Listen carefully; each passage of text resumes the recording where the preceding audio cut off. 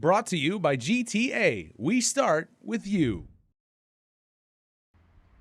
At 6:30 a.m. Friday morning, teachers and staff of Untalan Middle School found that 12 classrooms, along with offices and storage rooms, had been hit. Untalan principal Agnes Guerrero. As my staff had arrived, they had noticed a possible attempt break-in and immediately contact me.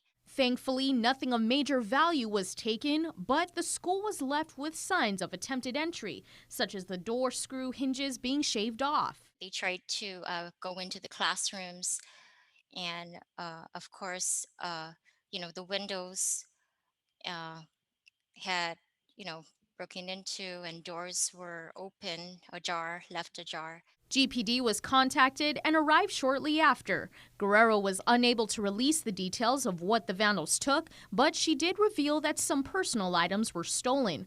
With the campus being compared to a second home, she says they can't help but to feel like their space has been invaded, but they are resilient. We just take on and accept what had happened, come together, and just come up with some possible solutions and moving forward and sticking together, being there for each other. And that's always been, how we are as a school, our culture.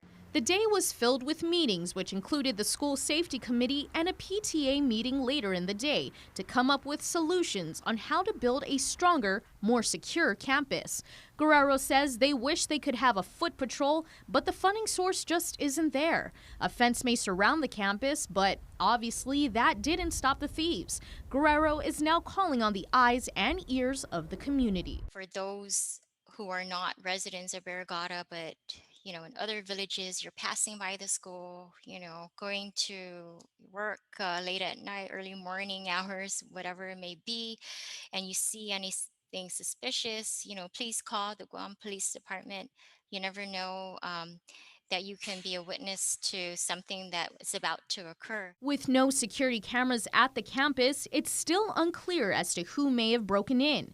And this isn't the first time this has happened. Just 2 years ago, staff members discovered the smell of smoke filling the campus, along with classrooms vandalized. And 5 years before that, about 12 classroom windows were smashed with what was assumed to be a hammer at the newly renovated school. Even during this time, we're supposed to be helping each other, in a time of need, and not, going against each other. Guerrero concludes with a message to the perpetrators, quote, "When you break into the school, you're breaking into the homes of many of our faculty, staff, and students," unquote. Anyone with information is asked to contact the Guam Police Department.